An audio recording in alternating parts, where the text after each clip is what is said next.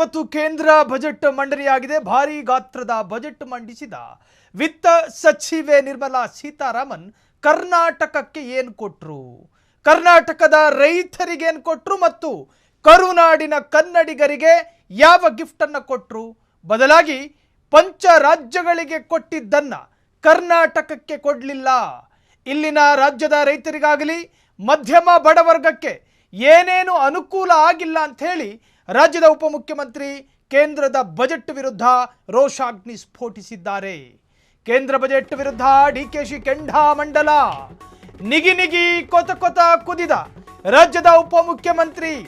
ಕನ್ನಡಿಗರಿಗೆ ಬರೀ ಕೈ, ಕೇಂದ್ರಕ್ಕೆ ನಮ್ಮ ತೆರಿಗೆ. ಕೇಂದ್ರ ಬಜೆಟ್ನಿಂದ ಕರ್ನಾಟಕಕ್ಕೆ ಶೂನ್ಯ ಪ್ರಯೋಜನ. ವಾರ್ಷಿಕ ಟ್ಯಾಕ್ಸ್ ಅನ್ನು ಕಟ್ತೀವಿ, ಆದರೂ ನಮಗೆ ಅನುಗುಣವಾದ ಬಜೆಟ್ ಕೊಟ್ಟಿಲ್ಲ. ಕರ್ನಾಟಕ ರಾಜ್ಯವನ್ನ ಸಂಪೂರ್ಣ ಇಗ್ನೋರ್ ಮಾಡಲಾಗಿದೆ. ನಮ್ಮ ನೀರಾವರಿ ಯೋಜನೆಗಳಿಗೆ ಅನುದಾನವೆಲ್ಲಿ ಪ್ರಶ್ನೆ ಮಾಡಿದ್ದಾರೆ. ಬಜೆಟ್ ವಿರುದ್ಧ ಡಿಸಿಎಂ ಡಿಕೆ ಶಿವಕುಮಾರ್ ಅಸಮಾಧಾನ ತೋಡಿಕೊಂಡಿದ್ದಾರೆ. ಇಂದು ಕೇಂದ್ರ ಬಜೆಟ್ ಮಂಡಿಸಿದ ಹಣಕಾಸು ಸಚಿವೆ ನಿರ್ಮಲಾ ಸೀತಾರಾಮನ್ ಕೇಂದ್ರದ ವಿರುದ್ಧ ವಾಗ್ದಾಳಿ ನಡೆಸಿದ ಡಿಕೆ ಶಿವಕುಮಾರ್ ರಾಜ್ಯವನ್ನ ತೀರಾ ಮರೆತು ಬಿಟ್ಟರು. ಕೇಂದ್ರ ಸರ್ಕಾರ 2026ರ ಬಜೆಟ್ ಕೇವಲ ಅಂಕಿಅಂಶಗಳ ಆಟ ಅಷ್ಟೇ. ಕೇಂದ್ರ ಬಜೆಟ್ನಿಂದ ಬೆಂಗಳೂರಿಗೆ ನಿರೀಕ್ಷೆಗಳಿದ್ದವು. ವಿ ಆರ್ ಎಕ್ಸ್ಪೆಕ್ಟ್ ಸಮಥಿಂಗ್, ಆದರೆ ನಮ್ಮನ್ನ ಇಗ್ನೋರ್ ಮಾಡಲಾಯಿತು.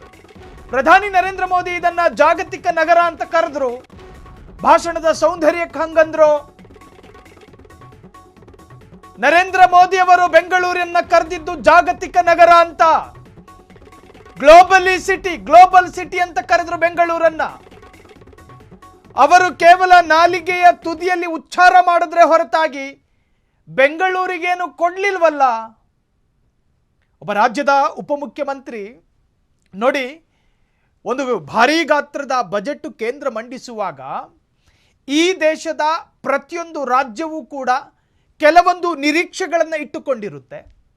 ಈ ರಾಜ್ಯದ ಕೃಷಿ ಇಲಾಖೆಗೆ, ಕೃಷಿ ಕ್ಷೇತ್ರಕ್ಕೊಂದಷ್ಟು ಅನುದಾನ, ಈ ರಾಜ್ಯದ ಮಹಿಳಾ ಕ್ಷೇತ್ರಕ್ಕೊಂದಷ್ಟು ಅನುದಾನ, ಈ ರಾಜ್ಯದ ಬೇರೆ ಬೇರೆ ಇಲಾಖೆಗಳಿಗೊಂದಷ್ಟು ಅನುದಾನ ಸಿಕ್ಕಿದ್ರೆ ಚೆನ್ನಾಗಿರ್ತಿತ್ತು ಅನ್ನೋ ನಿರೀಕ್ಷೆಗಳನ್ನು ಇಟ್ಟುಕೊಳ್ಳೋದು ಅಪರಾಧ ಅಲ್ಲ.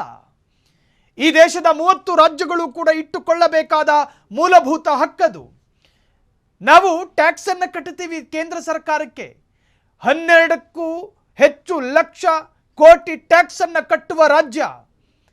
ದೇಶದ ಟ್ಯಾಕ್ಸ್ ಕಟ್ಟುವ ರಾಜ್ಯಗಳ ಪೈಕಿ ನಾವು ಅತ್ಯಂತ ಅಗ್ರಗಣ್ಯ ಸ್ಥಾನದಲ್ಲಿದ್ದೀವಿ. ಮಹಾರಾಷ್ಟ್ರ ಪ್ರಥಮ ಸ್ಥಾನ, ಅದಾದ ನಂತರ ಕರ್ನಾಟಕ, ಅದಾದ ನಂತರ ತಮಿಳುನಾಡು, ಕೇರಳ, ಹೀಗೆ ಬರುತ್ತೆ. ನಾವು ಅಗ್ರಗಣ್ಯ ಸ್ಥಾನದಲ್ಲಿರಬೇಕಾದ್ರೆ ನಾವು ಕೇಂದ್ರಕ್ಕೆ ಟ್ಯಾಕ್ಸ್ ಕಟ್ಟೋದಿಲ್ವಾ? ಟ್ಯಾಕ್ಸ್ ಕಟ್ತೀವಲ್ಲ. ಟ್ಯಾಕ್ಸ್ಗಳಲ್ಲಿ ಯಾವ ವಿನಾಯಿತಿಗಳನ್ನು ಕೂಡ ನಾವು ಕೇಳಲಿಲ್ಲ. ನಾವು ಕಟ್ಟುವ ಟ್ಯಾಕ್ಸ್ ಅಲ್ಲಿ ರಿಯಾಯಿತಿ ಕೊಡಿ ಅಂತ ಕೇಳಿದ್ವಾ? ಇಲ್ಲ. ಕಟ್ಟೋ ಟ್ಯಾಕ್ಸ್ ಅನ್ನ ಸರಿಯಾಗಿ ಕಟ್ಟುತ್ತಿರುವ ಕರ್ನಾಟಕಕ್ಕೆ ನೀವು ಮಾಡಿದ್ದು ಹಸಿ ಅನ್ಯಾಯ ಅಲ್ವಾ? ನಾವೇನು ದೊಡ್ಡ ಮಟ್ಟಗಿನ ನಿರೀಕ್ಷೆಗಳನ್ನ ಇಟ್ಕೊಂಡಿರಲಿಲ್ಲ. ಇದು ಉಪಮುಖ್ಯಮಂತ್ರಿ ಹೇಳೋ ಸಾಲುಗಳು. ಈ ಬೆಂಗಳೂರು ನಗರವನ್ನ ಜಾಗತಿಕ ನಗರ ಅಂತ ಕರೆದಿದ್ದು ಯಾವುದೋ ಒಂದು ವಾರ್ಡಿನ ಕಾರ್ಪೊರೇಟರ್ ಅಲ್ಲ, ಯಾವುದೋ ಮೇಯರ್ ಅಲ್ಲ, ಬದಲಾಗಿ ದೇಶವನ್ನಾಳುವ ಪ್ರಧಾನ ಮಂತ್ರಿ ನರೇಂದ್ರ ಮೋದಿ ಹೇಳ್ತಾರೆ ಇದೊಂದು ಜಾಗತಿಕ ನಗರ. ಒಂದು ಜಾಗತಿಕ ನಗರಕ್ಕೆ ಕೊಡಬೇಕಾದ ಕನಿಷ್ಠ ಸೌಲಭ್ಯ ಇವತ್ತಿನ ಕೇಂದ್ರದ ಬಜೆಟ್ನಲ್ಲಿ ಸಿಗಲಿಲ್ಲ.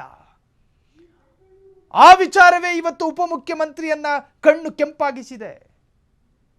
ಸಿದ್ದರಾಮಯ್ಯನವರು ಕೂಡ ಸಾಕಷ್ಟು ಮಾತನಾಡ್ತಾ ಇದ್ರು, ಆದರೆ ಡಿಕೆ ಶಿವಕುಮಾರ್ ಅಸಮಾಧಾನ ತೋಡಿಕೊಂಡ ಪ್ರಮುಖ ಅಂಶಗಳನ್ನು ಹೇಳಿ ಮುಗಿಸ್ತೀನಿ. ರೈತರ ಬಗ್ಗೆ ಕಾಳಜಿ ಇಲ್ಲ ಕೇಂದ್ರ ಸರ್ಕಾರಕ್ಕೆ. ರೇಷ್ಮೆ ಬೆಳೆ ಅಭಿವೃದ್ಧಿಗೆ ಕೇಂದ್ರ ಸರ್ಕಾರ ಉತ್ತೇಜನ ನೀಡಬೇಕು. ಸಕ್ಕರೆ ಬೆಲೆ ಹೆಚ್ಚಳ ಮಾಡದಿರುವುದರಿಂದ ರೈತರಿಗೆ ಭಾರಿ ನಷ್ಟವಾಗುತ್ತಿದೆ. 8-9 ವರ್ಷಗಳಿಂದ ಸಕ್ಕರೆ ಬೆಲೆ ಏರಿಕೆ ಮಾಡಿಲ್ಲ. ಇದರ ಪರಿಣಾಮವಾಗಿ ಕಬ್ಬು ಬೆಳೆಯುವ ರೈತರು ಸಂಕಷ್ಟದಲ್ಲಿದ್ದಾರೆ. ಅತ್ಯಂತ ಸೂಕ್ಷ್ಮ ವಿಚಾರ ಇದು.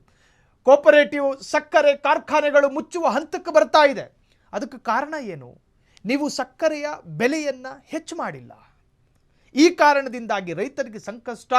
ಇನ್ನು ನಮ್ಮ ಭಾಗದ 5 ಜಿಲ್ಲೆಗಳಲ್ಲಿ ವ್ಯಾಪಕವಾಗಿ ಕಬ್ಬು ಬೆಳೆ ಅದನ್ನು ಬೆಳೀತಿದ್ದಾರೆ. ರೈತರಿಗೆ ಕೇಂದ್ರ ಏನು ಸಹಾಯ ಮಾಡಿದೆ? ಇದು ಉಪಮುಖ್ಯಮಂತ್ರಿಯವರ ಪ್ರಶ್ನೆ. ಇನ್ನು ಕೃಷಿ ವಲಯದಲ್ಲಿ ಕೃತಕ ಬುದ್ಧಿಮತ್ತೆ ಅಂದರೆ ಆರ್ಟಿಫಿಷಿಯಲ್ ಇಂಟೆಲಿಜೆನ್ಸ್ ಅದರ ಅನಿವಾರ್ಯತೆ ಸಾಕಷ್ಟಿದೆ ನಮ್ಮ ಭಾಗದಲ್ಲಿ. ಅತ್ಯಾಧುನಿಕ ಉಪಕರಣಗಳನ್ನು ನಿರೀಕ್ಷೆ ಮಾಡೋದು ತಪ್ಪ? ಭಾರತಕ್ಕೆ ಇಸ್ರೇಲ್ನಲ್ಲಿ ಪ್ರಾಯೋಗಿಕ ಆಗಿರುವಂತಹ ಅನೇಕ ಕೃಷಿ ಸಂಬಂಧ ಉಪಕರಣಗಳನ್ನು ಬಳಸಬೇಕು ಅಂತ ಹೇಳಿ ಪ್ರತಿಜ್ಞೆ ಮಾಡಿದ್ದು ನಮ್ಮ ನರೇಂದ್ರ ಮೋದಿ ಅವರು. ಆದರೆ ಕರ್ನಾಟಕಕ್ಕೇನು ಕೊಟ್ಟರು? ಇದು ಉಪಮುಖ್ಯಮಂತ್ರಿ ಆಗಿದ್ದವರ ಪ್ರಶ್ನೆ. ಇನ್ನು ಕೃಷಿ ವಲಯದಲ್ಲಿ ಕೃತಕ ಬುದ್ಧಿಮತ್ತೆ AI ಬಳಕೆಗೆ ಕೇಂದ್ರ ಒತ್ತು ನೀಡದಿರುವುದನ್ನು ಪ್ರಶ್ನಿಸಿದ DKಶಿ, ಮನರೇಗಾ ಯೋಜನೆಯಲ್ಲಿ ಕೂಡ AI ಬಳಸಿ ಕೂಲಿ ನಿರ್ಧಾರ ಮಾಡುತ್ತೇವೆ ಎನ್ನುವುದು ಅರ್ಥವಿಲ್ಲದ ಮಾತು. ವ್ಯವಸಾಯದ ಕಾಲದಲ್ಲಿ ಸರಿಯಾಗಿ ಕೂಲಿ ಕೊಡದವರು ಈಗ AI ಮಾತಾಡುತ್ತಿದ್ದಾರೆ. AIನಿಂದ ರೈತರಿಗೆ ನೈಜ ಪ್ರಯೋಜನ ಆಗಲ್ಲ ಎಂದು ಕಟುವಾಗಿ ವಿಮರ್ಶೆ ಮಾಡಿದ್ದಾರೆ. ಇನ್ನು ಬೆಂಗಳೂರು ಹೈಸ್ಪೀಡ್ ರೈಲು ಘೋಷಣೆ ಕುರಿತು ವ್ಯಂಗ್ಯವಾಡಿದ DK ಶಿವಕುಮಾರ್, ನೋಡಿ, ಹೈಸ್ಪೀಡ್ ರೈಲನ್ನು ಇವತ್ತಿನ ಕೇಂದ್ರ ಬಜೆಟ್ನಲ್ಲಿ ಘೋಷಣೆ ಮಾಡಿದ್ದಾರೆ. ಅದನ್ನು DK ಶಿವಕುಮಾರ್ ಅವರು ಮೂದಲಿಸಿದ್ದಾರೆ. ಯಾವ ಸ್ಪೀಡ್ ರೈಲು ಬರಲ್ಲ ಎಂದು ವ್ಯಂಗ್ಯವಾಡಿದ್ರು. ಕೇವಲ ಬಜೆಟ್ನಲ್ಲಿ ಅಧಿಕೃತ ಘೋಷಣೆಗೆ ಒಂದು ಸೌಂದರ್ಯಕ್ಕಾಗಿ, ಮೇಕಪ್ಪಿಗಾಗಿ ಮಾತನಾಡಿರಬಹುದು, ಘೋಷಣೆ ಮಾಡಿರಬಹುದು. ಅವು ಯಾವುವು ಕೂಡ ಪ್ರಾಯೋಗಿಕ ಬರೋದಿಲ್ಲ. DK ಶಿವಕುಮಾರ್ ಅವರೇ, ನಿಮ್ಮ ಪ್ರತಿಯೊಂದು ಕುಹಕವನ್ನು ಸ್ವೀಕಾರ ಮಾಡೋದಕ್ಕೆ ಇಲ್ಲಿ ಯಾರೂ ನಿಂತಿಲ್ಲ. ಇನ್ನು ರಾಜ್ಯ ಹಣಕಾಸು ಹಂಚಿಕೆ ಕುರಿತು ಮಾತನಾಡಿದ ಅವರು, 50-50 ಒಪ್ಪಂದ ಆಗಲ್ಲ, ಬೇಕಾದರೆ 90-10 ಮಾಡಲಿ. ಈಗ ರಾಜ್ಯ 10% ಕೊಡುತ್ತೇವೆ, ಬೇರೆ ರಾಜ್ಯಗಳಿಗೆ 90% ಅನುದಾನ ಕೊಟ್ಟಿದ್ದಾರೆ, ನಮ್ಮ ರಾಜ್ಯಕ್ಕೂ ಅದೇ ನ್ಯಾಯ ಕೊಡಬೇಕು ಎಂದು ಆಗ್ರಹಿಸಿದರು. ನೀವು ಬಿಹಾರಕ್ಕೆ ಎಷ್ಟು ಅನುದಾನ ಕೊಟ್ಟಿದ್ದೀರೋ, ನೀವು ಮಹಾರಾಷ್ಟ್ರಕ್ಕೆ ಎಷ್ಟು ಅನುದಾನ ಕೊಟ್ಟಿದ್ದೀರೋ, ನೀವು ಆಂಧ್ರ ಪ್ರದೇಶ ಚಂದ್ರಬಾಬು ನಾಯ್ಡು ಆಡಳಿತ ನಡೆಸ್ತಾ ಇರುವಂತಹ ರಾಜ್ಯಕ್ಕೆ ಎಷ್ಟು ಅನುದಾನವನ್ನು ಕೊಡ್ತಿದ್ದೀರೋ, ಸಿದ್ದರಾಮಯ್ಯ ರೂಲ್ ಮಾಡುತ್ತಿರೋ ಕರ್ನಾಟಕಕ್ಕೂ ಕೂಡ ನೀವು ಅಷ್ಟೇ ಅನುದಾನ ಕೊಡಬೇಕು. ನಾವು ಕಟ್ಟುವ ತೆರಿಗೆಯ ಆಧಾರದಲ್ಲಿ, ನಾವು ಕಟ್ಟುವ ತೆರಿಗೆಯ ಅಂಕಿಅಂಶದ ಆಧಾರದಲ್ಲಿ, ಅದರ ಒಟ್ಟು ಮೌಲ್ಯ ಮೊತ್ತದ ಆಧಾರದಲ್ಲಿ ನಮಗೆ ಅನುದಾನ ಕೊಡಬೇಕಲ್ಲ. ನೀವು ಯಾಕೆ ಡಿಸ್ಕ್ರಿಮಿನೇಷನ್ ಮಾಡ್ತಾ ಇದ್ದೀರಿ? ಅನುದಾನದಲ್ಲೂ ತಾರತಮ್ಯ ಯಾಕೆ ಮಾಡ್ತಾ ಇದ್ದೀರಿ? DK ಶಿವಕುಮಾರ್ ಇವತ್ತು ನಿಗಿ ಕೆಂಡ ಕಾರಿದ್ರು, ಅಸಮಾಧಾನಿತರಾಗಿ ಮಾತನಾಡಿದ್ರು. ಒಂದು ರಾಜ್ಯದ ಉಪಮುಖ್ಯಮಂತ್ರಿ ಆಗಿದ್ದುಕೊಂಡು ಕರ್ನಾಟಕ ಒಂದಷ್ಟು ನಿರೀಕ್ಷೆ ಮಾಡಲಾಗಿತ್ತು. ಭಾಗಶಃ ನಿರೀಕ್ಷೆಗಳಲ್ಲಿ ಒಂದಷ್ಟು ಕೂಡ ರೀಚ್ ಆಗಲಿಲ್ಲ. 90-50 ಬೇಡ, 90-40 ಆದರೂ ಕೊಟ್ರ ಇಲ್ಲ. ಬೇರೆ ರಾಜ್ಯಕ್ಕೆ 90%, ನಮ್ಮ ರಾಜ್ಯಕ್ಕೆ 10% ಕೂಡ ಪ್ರತಿಶತ ಅನುದಾನ ಇಲ್ಲ ಅಂದರೆ ಹೆಂಗ್ರಯ್ಯ? ಇದೊಂದು ದುರಂತ ಅಲ್ವಾ ಅಂತ ಹೇಳಿ DK ಶಿವಕುಮಾರ್ ಕೇಂದ್ರದ ಬಜೆಟ್ ವಿರುದ್ಧ ಆಕ್ರೋಶವನ್ನು ವ್ಯಕ್ತಪಡಿಸಿದ್ದಾರೆ. ಕ್ಷಣ ಕ್ಷಣದ ಸುದ್ದಿಗಳಿಗಾಗಿ ಫ್ರೀಡಂ ಟಿವಿ ಸಬ್ಸ್ಕ್ರೈಬ್ ಮಾಡಿ, ಲೈಕ್ ಮಾಡಿ ಹಾಗೂ ಫಾಲೋ ಮಾಡಿ.